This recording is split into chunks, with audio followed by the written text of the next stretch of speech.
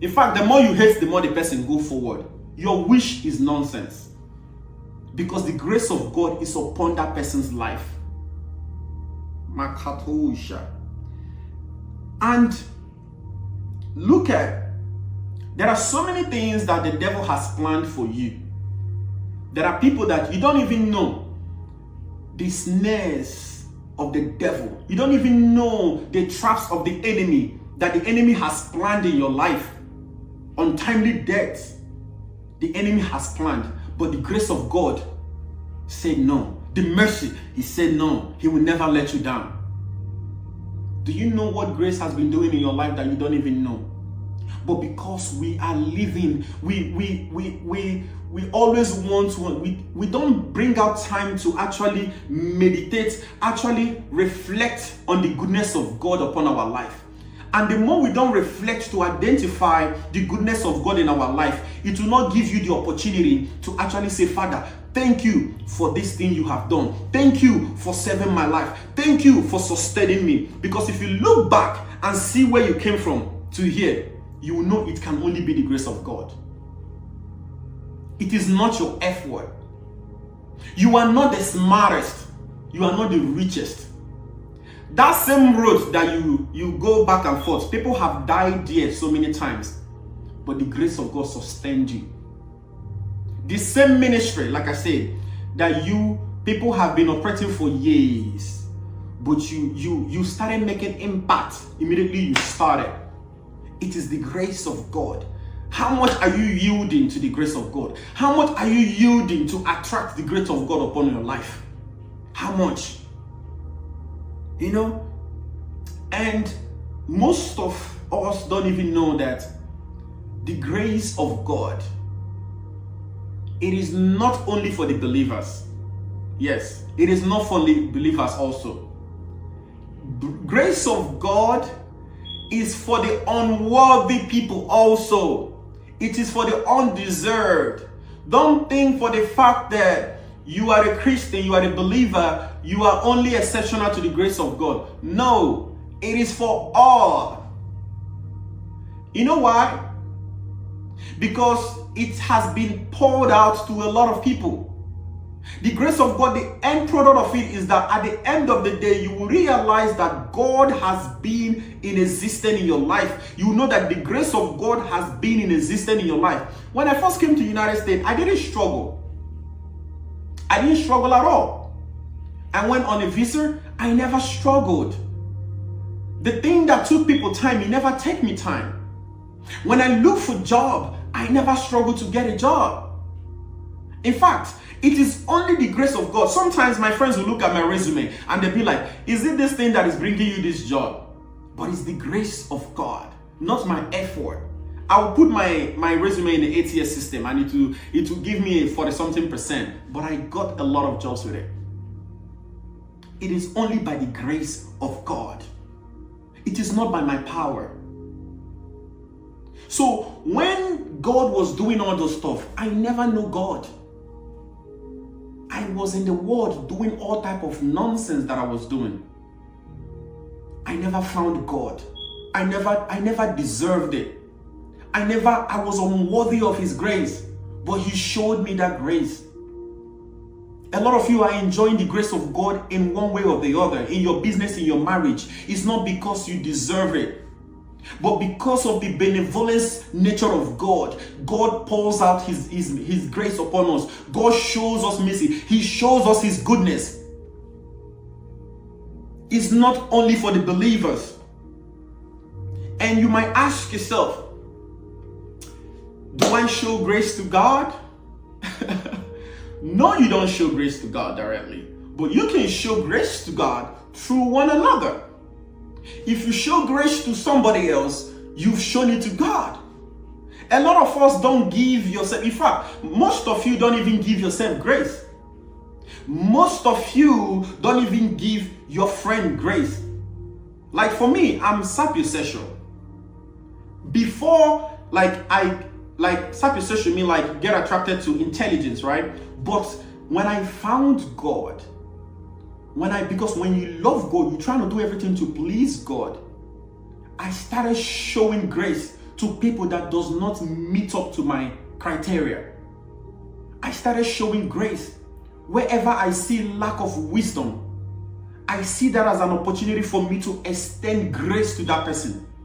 Whenever I see lack of intelligence, I see that as an opportunity to extend the graciousness in me. There are people that our friend have disappointed us in so many ways. They have failed you. But that is an opportunity to show grace, even to the people that does not meet up your standard. You did not meet up to the standard of God, but He died to Himself to save you. If God can die to Himself to save you, how much more? How much more? The Bible said that He loved us before we even started loving Him. You can start loving God by showing grace to one another. A lot of us don't even have grace in them. You don't even know how to. But God can help you. I have never seen anybody that asks for help and God doesn't help. Just come humble. Tell Father. He was saying that I get joy when I'm weak, when I'm persecuted, because I know that His grace will help me. So without grace, in fact, let's go to, before I talk about that, let's go to Ephesians chapter 2 verse 5 in NIV.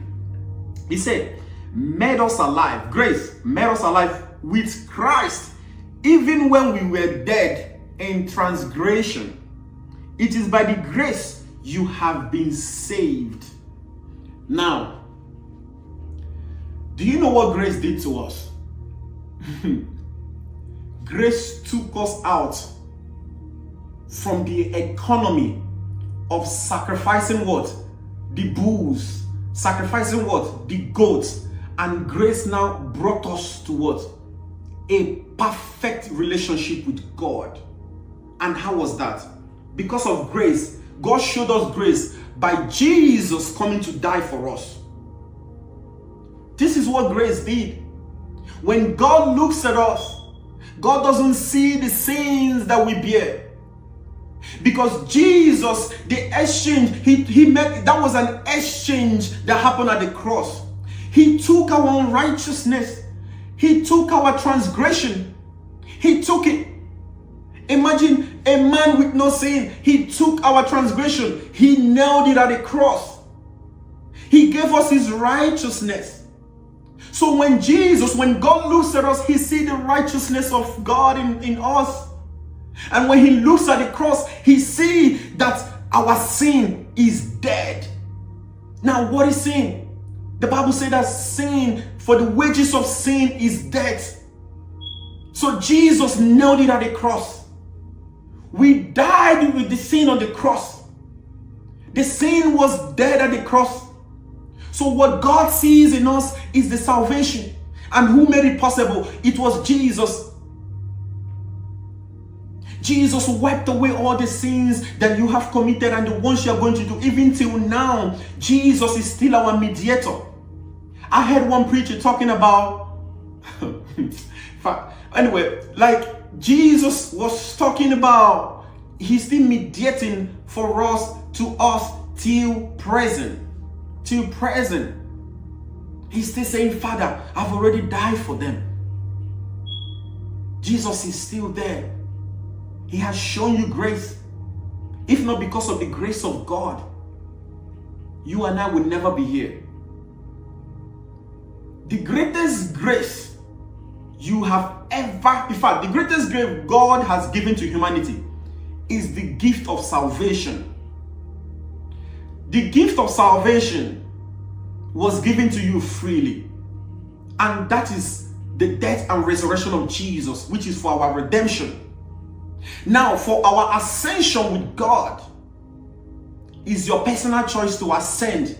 Is your personal choice to increase your spiritual ranking. Is now your choice to be able to increase in the spiritual realm.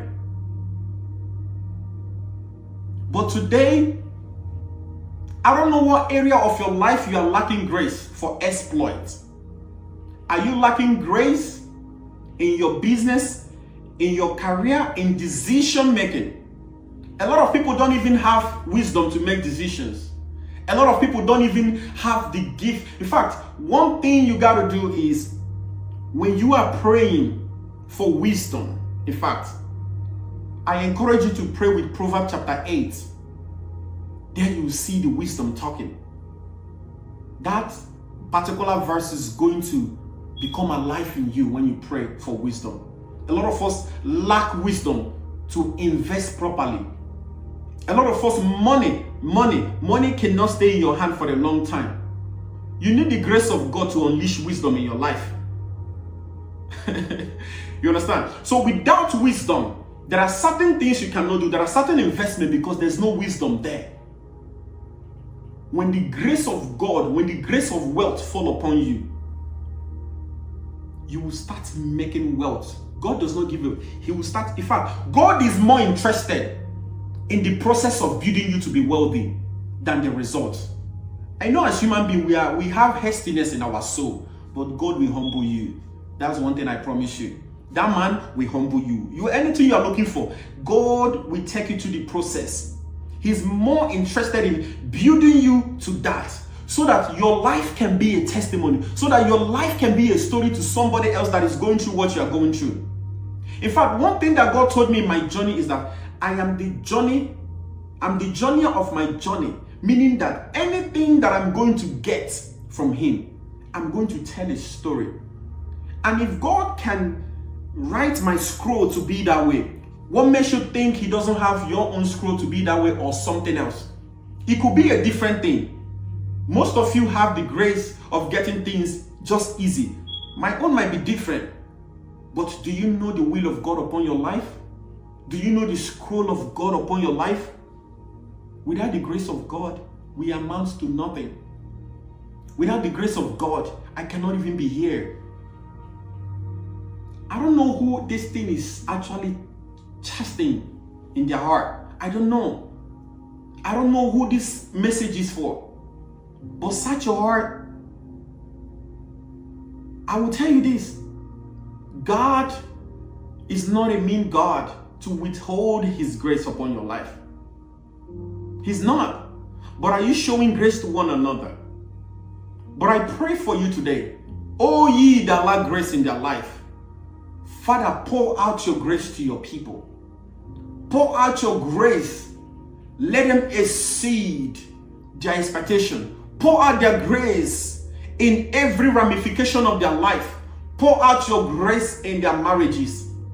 Yeshua, pour out your grace in their ministry. Anybody that is struggling, Father, may your grace be released upon their life. May your grace be released upon their life, in their education, in their academics. There are people that are doing really bad in their academic. Father, pour out your grace. Receive wisdom, receive intelligence, receive exploit, receive excellence in your education.